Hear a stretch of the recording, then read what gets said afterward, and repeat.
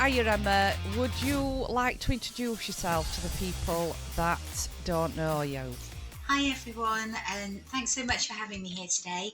I'm Dr Emma Katz, and I work as a senior lecturer in criminology at Edgehill University. That's my day job, but apart from that, I also am the author of the book Coercive Control in Children's and Mothers' Lives, which I published in 2022. And that was the first ever academic book based on research about how children are impacted by coercive control. And I also write a Substack, which is like where I put out public facing articles on my Substack, and anyone can sign up for it and get those articles. Any member of the public, any professional who works with domestic abuse or has an interest in the issue. And so my Substack is called Decoding Coercive Control with Dr. Emma Katz. That pretty much sums up what I do. There's always more I could say, but I think that covers it. Yeah, so I'm going to ask you, I've got my list of questions for you here, Emma. So I'm going to start with my first question. Um, People often imagine abuse as physical violence. What are the most misunderstood or invisible forms of coercive control you see in everyday relationships? I think that a lot of people imagine that coercive control is just like one thing that perpetrators do. And some people do see it that way. But I see it as the perpetrator's intention and goal that drives everything that they're doing. So some violent people and some abusive people are coercive controllers, and that means they are motivated by the goal of taking control of another person or persons, multiple people's lives, stripping them of their human rights, of their their autonomy, their ability to carry out day-to-day tasks without worry or fear, and they want to turn that person into a kind of puppet on a string like figure that exists to please and serve them. So I think that when somebody is a coercive controller, everything that they're doing, whether it's the physical abuse tactics, which they may or may not be using, or all of the non physical abuse tactics that they will probably be using, they're all. They're using them because they're trying to meet that central goal that they have of turning the other person, the victim survivor, into a puppet on a string like figure who just exists to please and serve them and doesn't dare do anything else except please and serve them. So I guess what is misunderstood or under recognized. I think there's many tactics perpetrators use that are misunderstood or under recognized. I think that one thing that is really hard to get to grips with is that the perpetrator being nice is part of their abuse. They use being nice strategically because if they were horrible 100% of the time, the person who they're trying to control would probably decide to run away from them. And um, and so they have to be nice some of the time, even a lot of the time, in order to keep that person entrapped and keep chipping away Yeah. at them slowly, death by a thousand cuts. They need that victim survivor to stay in place, so they have to be nice of them they have to be nice to the victim survivor quite a lot of the time. So the good times, the affection, appearing to understand you and be interested in you, to give you gifts, to give you affection, all of these things I see as part of the abuse when somebody is a coercive controller, and not as like a break from the abuse or separate from the abuse. I think that, Yeah. yeah. And then there's lots of other kinds of abuse that are quite misunderstood. So, for example, a perpetrator will often medically neglect the victim survivor, not let them get the medical attention that they need, and they will often deprive them of rest, of sleep, of time to just sit down and not be constantly like running around doing housework or catering to the perpetrator. They'll chip away at their ability to like eat what they want and dress how they want, and get the levels of exercise that they want or don't want. So there's a lot of ways the perpetrators physically hurt a victim survivor's body without actually hitting them. Um, Yeah. I think a lot of just on a very basic level, I think intimidatory tactics can be misunderstood. Like if a perpetrator is throwing things around the room but not at the victim survivor might be uncomfortable labeling that abuse because, well, they didn't throw it at me. But intimidating somebody by throwing things around is abusive because the perpetrator is sending the message like, I'm willing to get violent in a general way if I'm displeased. So you better fall into Mm, line and start pleasing me right now. Otherwise, next time this thing that I'm throwing around the room, next time I will throw it at you. And the mm, perpetrator is giving that message through their actions without having to actually say it. So the victim mm. survivor gets scared and falls into line more and does more what the perpetrator wants them to, rather than like following their own wishes. And then the abuse has been successful without the perpetrator actually having to throw the thing at the victim survivor. So sometimes these indirect ways of scaring and intimidating people can be misunderstood as not part of the abuse, but they are. They really, really are. I could talk Yeah. about this one for ages, so I'll stop there and let you ask another question. Well, well, the thing is as well, I just want to ask you because I do come across this quite a bit in my day-to-day role, and I became alcohol dependent through my marriage, and I was sort of groomed with alcohol. So it was kind of like it started off where he would be drinking, and then he would be buying me the drink, and then I would sort of drink with him because it kind of dulled and numbed what were happening to me. But it also he controlled it to the extent where he was asking me every single day, like, how many bottles of wine do you want me to bring you today? And obviously, I was using that to self medicate. Um, there was every form of domestic abuse within my marriage, and I see it a lot where then victims are blamed because, like me, they end up either addicted to drugs or addicted to alcohol. Um, is that something that you've looked at within your research?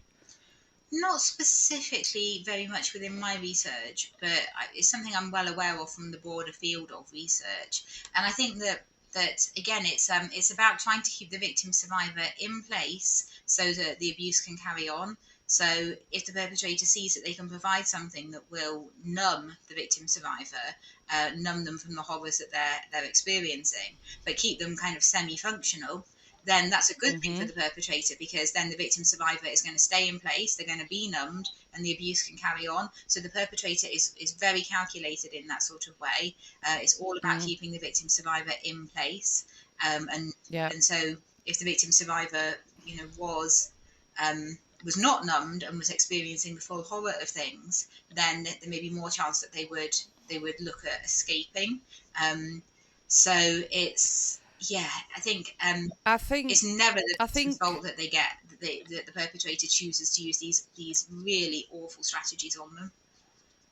yeah, and I think it's a good way of keeping that sort of push pull withholding, and then it's that control that way.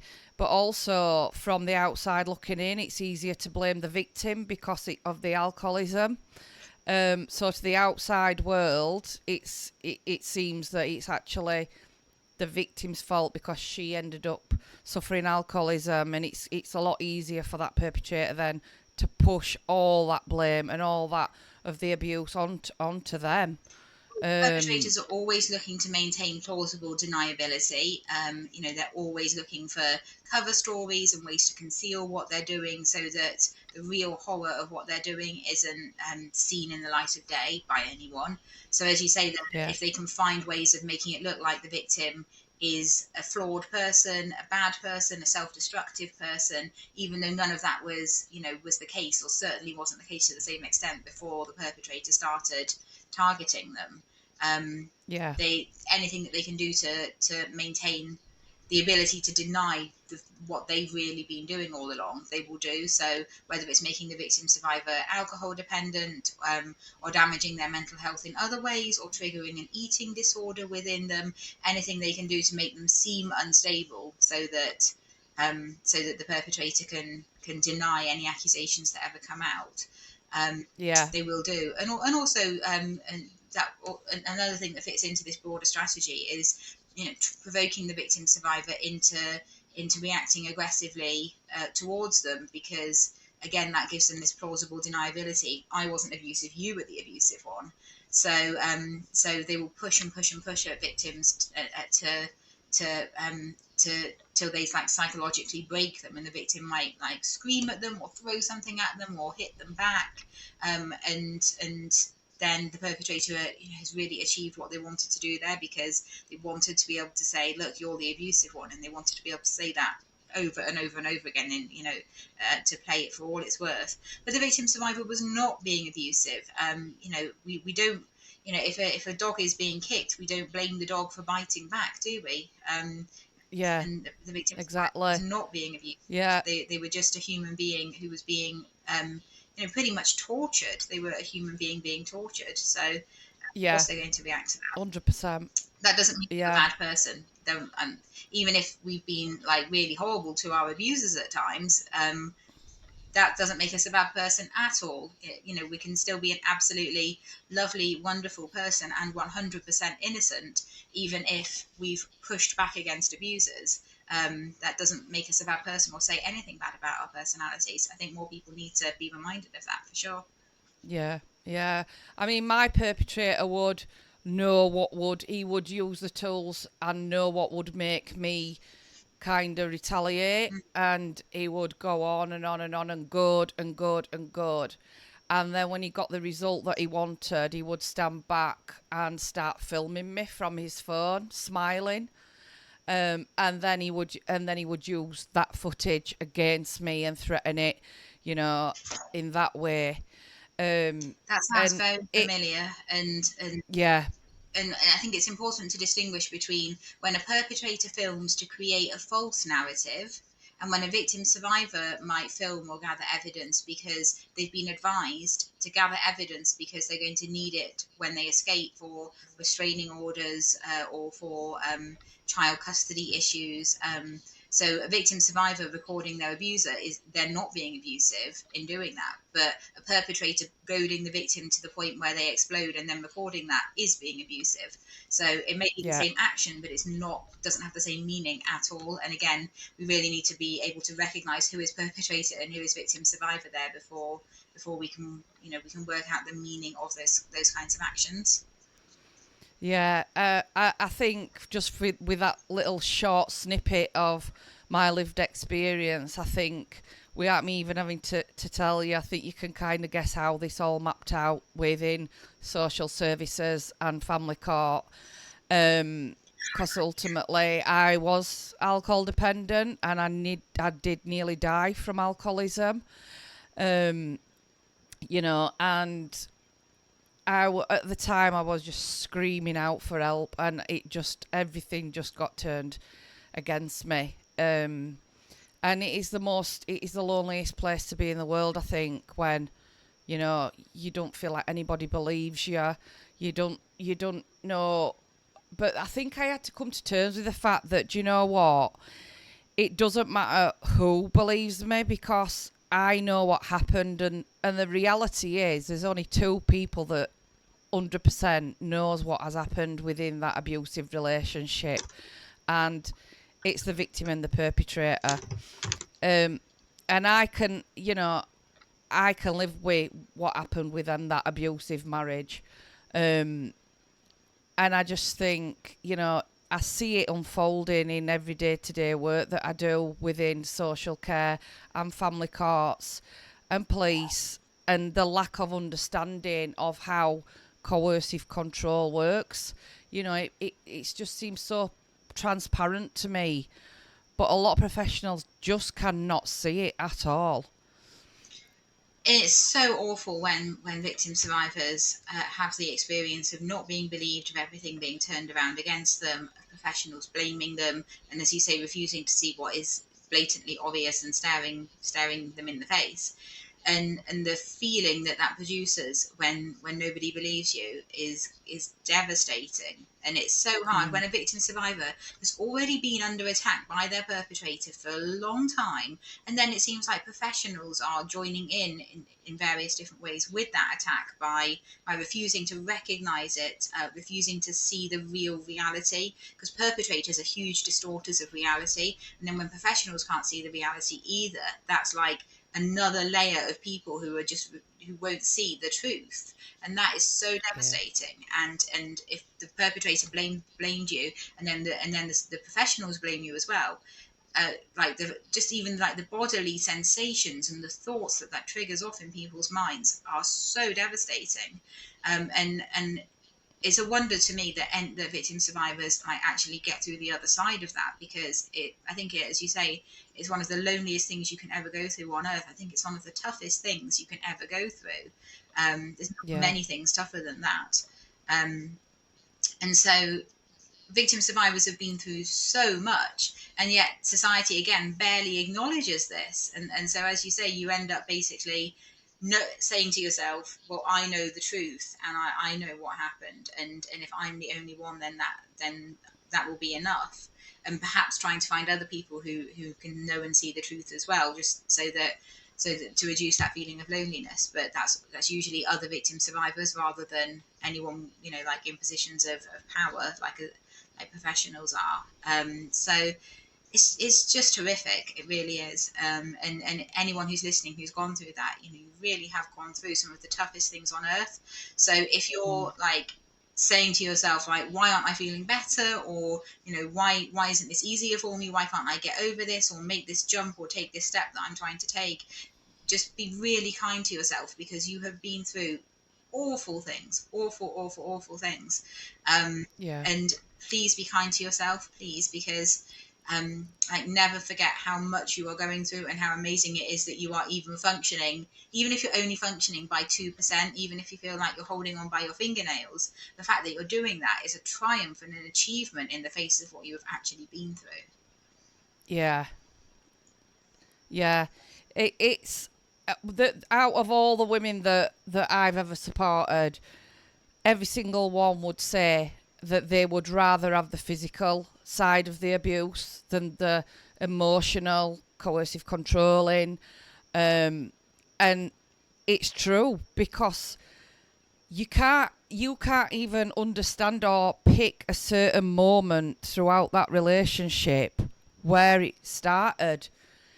It is literally like you say, it's that push pull, that drip drip, and then before you know it, you're in this really dark place that you don't know where to turn. You don't even know where to begin to start explaining what's happened to you, because you can't understand it yourself. And I think it's a sorry state of affairs when we've got professionals not educated that are there supposedly to protect and support and believe victims that are disclosing, this abuse to them. Um, and it's like I did a podcast a while back with Tim Woodhouse, and he did a report which were no shock to me whatsoever in terms of the amount of victims taking their own lives is more than the ones that are being sort of murdered. That came to no shock to me whatsoever. Um, and it kind of cuts deep with me, that, because I just think a lot of them could easily be prevented. A lot of the homicides could be prevented, but I think the suicide one for me is just, and that's to us knowing, because if I would have not survived, then my death would have gone down as alcoholism. It wouldn't have gone down as being a domestic abuse related case. So there are thousands out there, that are experiencing this, that don't know where to turn or don't know who's going to believe them. Um, and I just think, well, there's so much more education to be done. on frontline services. As a society, there is just so much more education to be done when it comes to domestic abuse and coercive control. Um, what what do you think? What do you, in your view, what do you think the impact it has once they've got to the family court stage? I know what I think because I see it and I support inside family courts sometimes. Um, and I can totally see why and understand why a lot of victims end up in the states that they do by the time they get to family court. Um, what in your view do you think could be put in place to be done better before victims get to that point? Well, that's an interesting question. What do you think could be done better? Because you're on the front lines of this. I think I think that a lot of things could be done in prevention before it even gets to family court.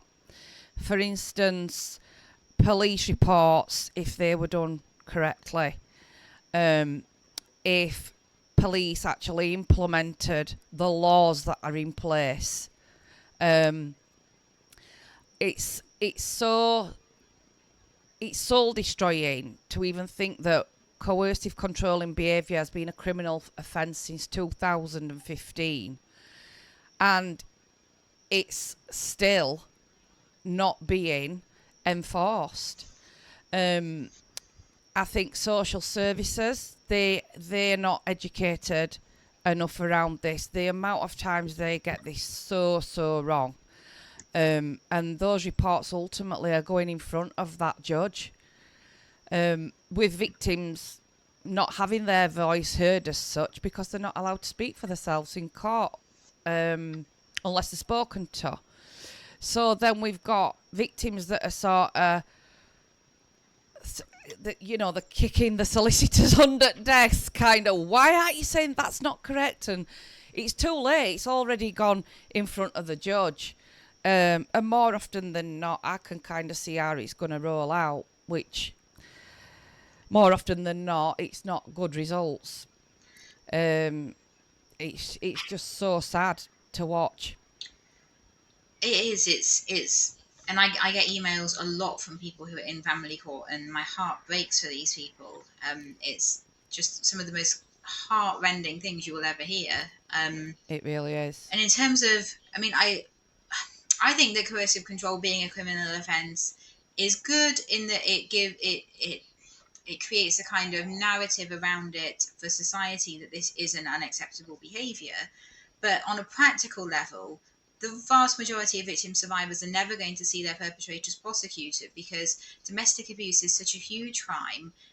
It's a couple of million people experience it each year, and yet the prison population in this country for people who've experienced like the the prison population in this country is about in the high 80,000s. It's like close to 90,000 people are in prison, and that's for all crimes, like all of them. So there are millions of domestic abuse perpetrators, but obviously only a very small number of prison places actually available to put people in prison for the crime of domestic abuse or coercive control, Mm. because that prison population, like of about 90,000, that's for all crimes. So there's really realistically only a few thousand people who could possibly be convicted every year of anything domestic abuse related at the most, and yet there are millions of perpetrators every year. So obviously, the in most cases, it's not going to get prosecuted, and it's certainly not going to end in a conviction.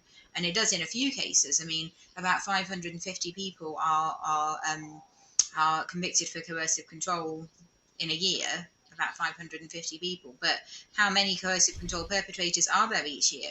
We don't know exactly, but if Yeah. I was to say, well, maybe it's 1 That's million, I that's an think that's an interesting point, that actually, Emma, because have you ever found any statistics on the amount of domestic abusers that are actually in prison? Because I can't find any. There's no stats on it. I'm not sure if I have. It's not something I've ever searched for. But I think that people are often imprisoned for like GBH or common assault or various different things, and it's not labelled as domestic abuse. So it's hard to tell, what's happened in terms of the actual label that's been put on it. As far as I'm aware, that I think that's certainly the case in England. I know in Scotland, the Domestic Abuse Act, the idea was that you could actually convict someone for the crime of domestic abuse with the Domestic Abuse Yeah. Act in Scotland. I'm not sure that's ever been the case in England and Wales. I think I have seen it. I think I'll have to look into that actually, because I have seen it where there is a campaign around it where that is going to be coming in. I'm not sure whether it's in legislation or not at minute, but I'll have to have another look into that. Um, so I'm going to move on to my next question, which is, how does coercive control show up differently in parenting and family dynamics, especially after separation? Well, so one thing that I always talk about in my research, and so much of my book and my Substacks and the trainings that I give, I often train professionals, not as many or as often as I would like to, but I just I get invitations and I say yes. I would love to do it more, but with all the things that I do, I try and emphasize that children are directly targeted by perpetrators for coercive control, and they're directly affected by perpetrators' coercive control. For example, if a child's mum is isolated, almost inevitably that child is going to be isolated too, especially if they're under 12. Maybe from 12 years old, they can have a bit more freedom to go out without anyone taking them or being with them. But if the perpetrator will let them do that. But like under 12, any child whose mum is being isolated, that child is going to be isolated too, because the mum won't be able to take them to places as much as she would want to, because the dad won't let her. So I always try and emphasize how every tactic of coercive control that perpetrators use will be affecting the children too. And I go through that in a great deal of detail in my work. But then I also try and emphasize that this doesn't stop post separation, because perpetrators, the problem isn't the relationship, the problem is the perpetrator. The perpetrator has a mindset where they believe they are entitled to abuse their partner, their former partner, and their children. They believe they're entitled to harm their children through abusing the child's mother, or much more rarely their father. And obviously, I've been assuming that the perpetrator is male and the victim's female, and I usually will I will speak as though that is the case. But I am aware there's a minority of male coercive control victim survivors, but we think it's a Mm. much smaller percentage than female ones. But I just mentioned that here. Yeah, so we know that the perpetrator, they are motivated to continue to abuse post separation because they believe that they have the right to control the person who they targeted, and they don't see that the person who they targeted has any right to end that relationship. And when that person does end the relationship, they want to punish them for that, and they want to continue to exert control. And so they'll do that through the children. Often the children are the only route they have left to continue that control, or certainly one of the main routes they have left. And they know that the children mean everything to the victim survivor, so it's going to be really powerful and effective in a kind of evil way to continue to harm them through the children, because that's going to hurt them really badly, and they know that, and they celebrate that.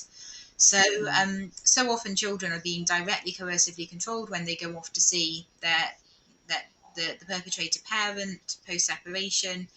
They go off to spend time with them, and the child is being directly targeted with coercive control themselves, like the perpetrator is forcing them to take part in activities that they don't want to take part in, making them take part in, like in sports that they don't want to play. The perpetrator is interrogating them about the victim survivor parent and what she's doing, and trying to get information from the children, and that's so scary for children. And Yeah. they are they're controlling the child's friendships.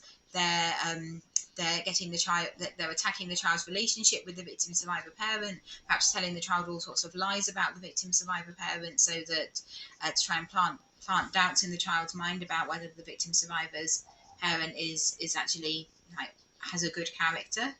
And they do so many things. Again, I could spend hours talking about all the things perpetrators do to children post separation as part of their ongoing coercive control. And again, that's almost never recognised because our systems tend to believe that the problem is in the relationship. So the end of the relationship will solve the problem, and they tend to believe that the relationship is what caused the perpetrator to abuse. I think so many of our systems still believe that. So when perpetrators come out of that relationship, there's an assumption that they're no longer abusive. There's an assumption that we can now like breathe a sigh of relief and go back to calling this person a really good guy because now he's out of that toxic relationship, which is such a horrible victim blaming phrase. It makes it sound like the victim was contributing to the abuse, which they weren't. Then we're like, oh great, well now this perpetrator, we can forget what he did because it's all in the past now, even if the past is actually only 3 months ago, and we can forget all the awful things he did because now he's out of that relationship. He's probably a good guy again, so let's give him all the benefit of the doubt. And I think that we're still in a very patriarchal society where we don't, where all of our kind of the ideas that we have in society and the narratives and the frameworks we have for understanding things lead us to give men and fathers and husbands and ex-husbands a lot of the benefit of the doubt. So we're very keen to do that as soon as possible, but that just doesn't fit with the reality of coercive control, which is that these coercive controllers, they were the problem. The relationship wasn't the problem. The perpetrator was the problem. He was the problem before the relationship started. He was the problem during the relationship. He's still the problem after the relationship. He's going to take all those problems and probably bring them into a new relationship, because many perpetrators abuse more than one person during their kind of career of abuse. And in my book, I certainly noticed that half of the mothers and children I interviewed said that their perpetrator had moved on to abusing new people post, after the relationship with them. And they, in many cases, they'd fathered new children, and I have no doubt they're going to go on to abuse those children too. So I think all of our frameworks for dealing with this are nowhere near sufficient. And so victim survivors are just left like crying out for justice, crying out for safety, and wondering why none of the frameworks around them are actually willing to help them. But I don't think any of the frameworks around them were ever designed to help them. And obviously they're entitled to justice, but they don't have a way to access it. And that just leaves people in the most awful, heartbreaking places. Yeah. Do you think that perpetrators can be rehabilitated? It's hard. It's really hard because we're talking about their deeply held beliefs that they're entitled to this kind of special treatment and luxury lifestyle, where they have this almost servant or almost slave-like figure at their disposal who will always like please them and serve them and do everything that they say and will be at their beck and call all the time. And it's very hard to convince people that they don't have that kind of right, especially when a lot of society is still reinforcing to them that they do have that kind of right, that they should be being obeyed, that they should have the final say in everything. So it's very difficult. From everything I understand from research and from evaluations of perpetrator courses, standard perpetrator courses do not fully rehabilitate these perpetrators. They may get them to cut out certain kinds of abuse, maybe for certain periods of time. Like they may stop being physically violent for a year or two, but their coercive control tactics beyond the physical violence are probably going to carry on. It's very difficult to convince people that they actually do not have the right to control others, and it's very difficult to convince these perpetrators of the human rights of their partners, former partners and children, because they fundamentally don't see that their partners, former partners and children have any human rights. So I think it's extremely difficult. I think that, yeah, I wrote a Substack on this actually not too long ago, which outlined what real change in perpetrators would actually look like and how that would be such a enormous difference from what their behavior has looked like through most of their life. You're talking about absolutely fundamentally changing a person. And most people don't change very much. Most people can't even implement little changes. Most people make New Year's resolutions like that they're going to do this differently and do that differently. And by February, they've forgotten about it. And that's completely normal. Most people don't really Yeah. change very much at all. And to change a perpetrator, to rehabilitate them, you're asking them to go through deep, fundamental change. And Yeah. that's unlikely. That's really unlikely. And like I say, they're also surrounded by social messaging that tells them they don't really need to change. For example, about 10 years ago now, there was research done with young men. It was a research study called the Man Box study. And it looked at young men in the UK, the USA, and Mexico, and asked them about the kinds of messages they got from society about what it means to be a man, and what they believed it means to be a man, because not everyone believes the messages they get from society. And just off the top of my head, like, I can't remember the exact statistic, but I have written it in my Substacks before now. But it was something like about one third of men, about 33% ish, believe believe from society, the messages they get from society, that they have the right to have the final say in relationships, that they have the right to know where their girlfriend or wife is all of the time. 25% of the young men in the UK said that they had the right to use violence to get respect if necessary. That's one quarter of men. And they're not getting these messages out of thin air. Society is telling them this. Um, and Mm. that's what they said, that society was telling them these messages. So it's really hard to convince perpetrators that they don't have any right to abuse when society is giving them the message that they do. Mm. So yeah, it's enormously difficult. I would say that if perpetrators are making any kind of promises to change or telling professionals that they've changed, that needs to be treated with the utmost skepticism, because it's very unlikely to be true. Yeah.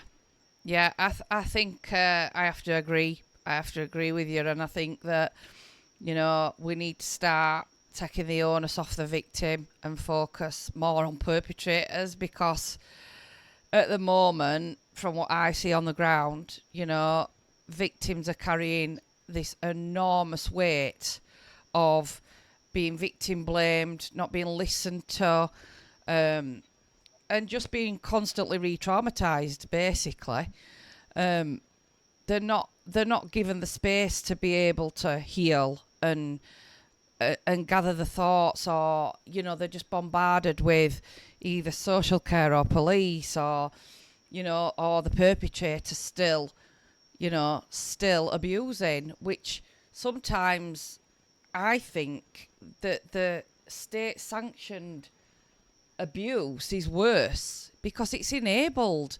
So it's almost as though it's reinforced by the system, and it just gives the perpetrator more tools to use.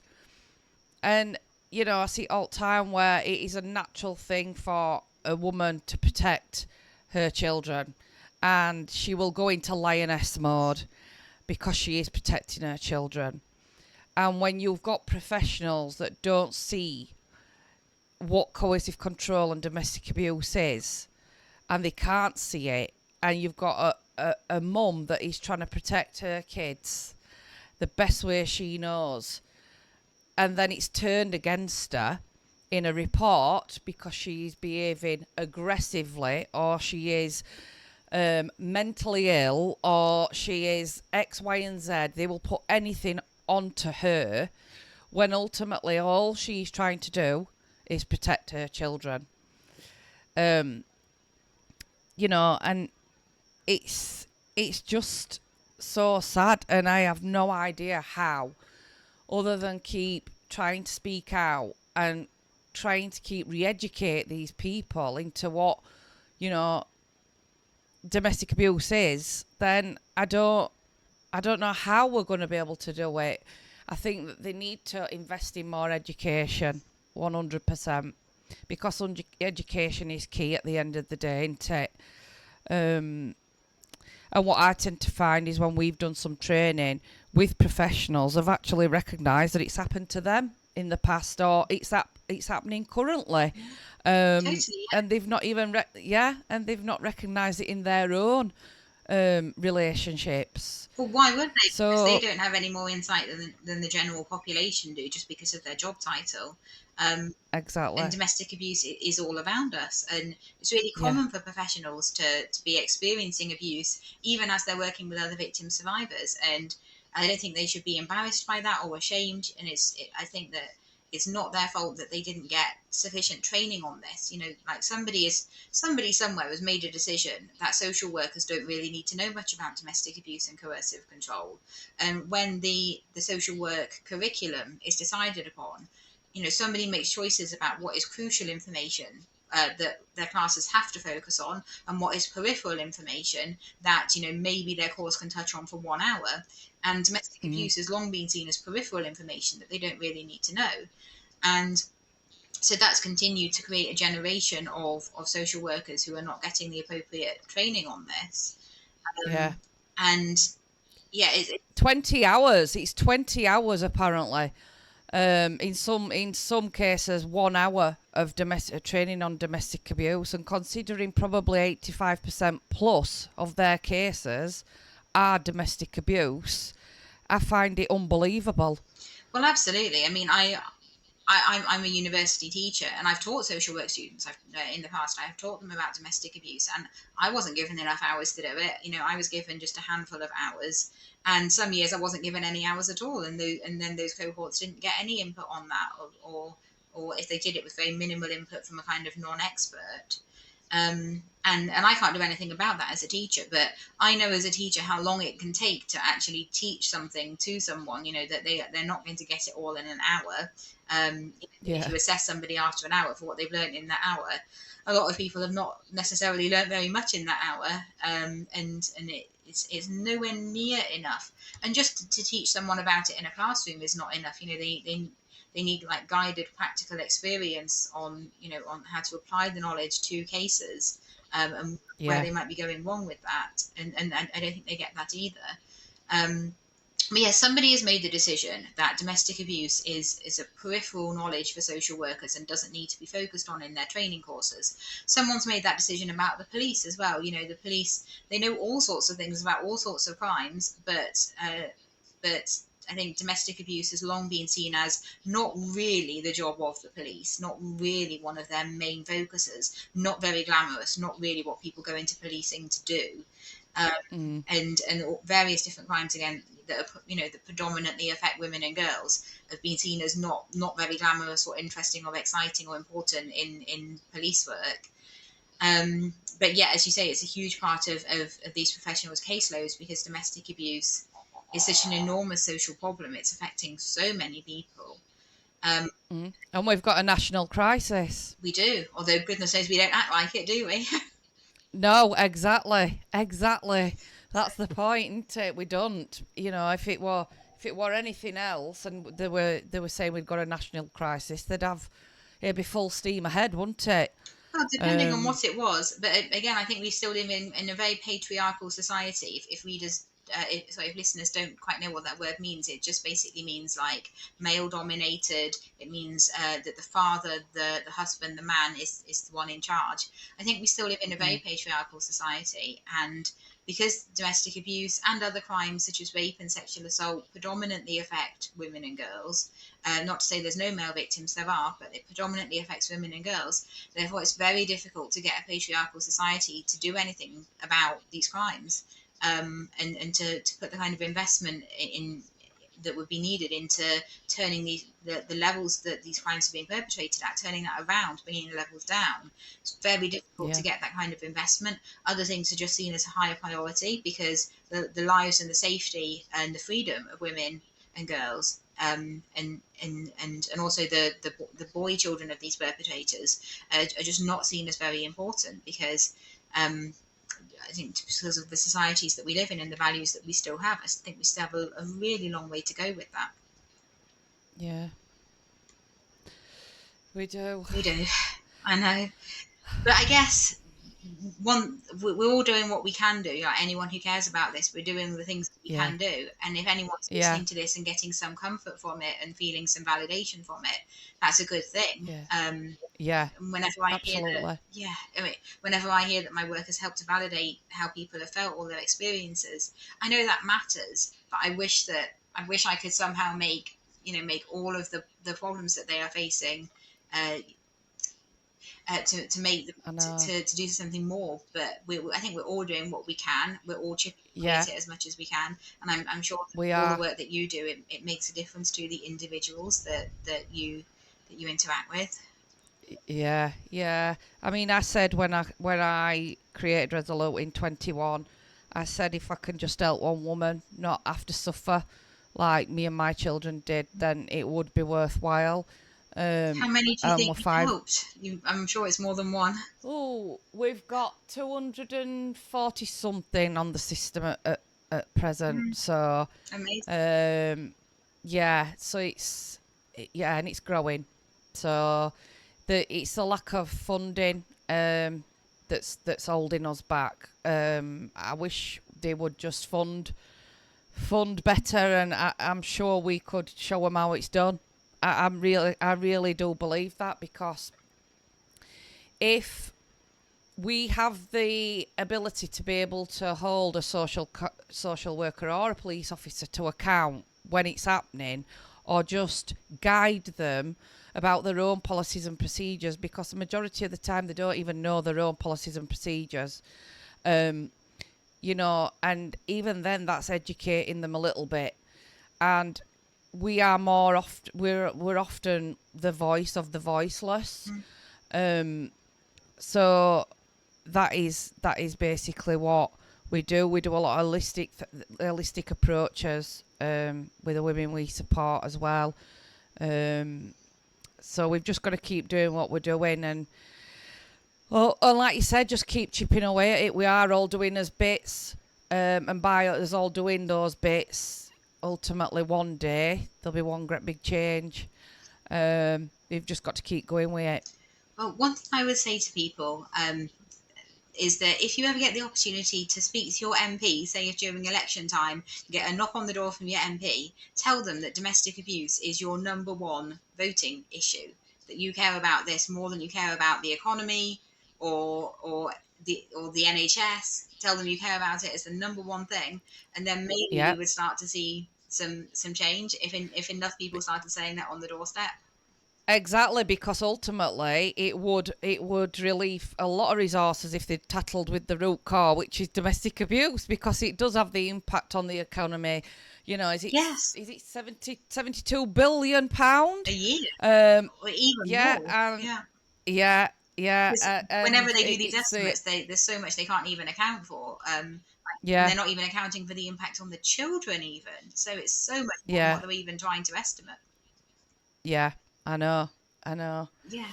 But anyway, Emma, thank you so much for your time today. I know how busy you are, and I really do appreciate you speaking to me. Oh, it's been lovely So to thank talk to you. you. It's always great to talk to like-minded people, and to anyone who's listening, I hope it's been a really useful recording for you.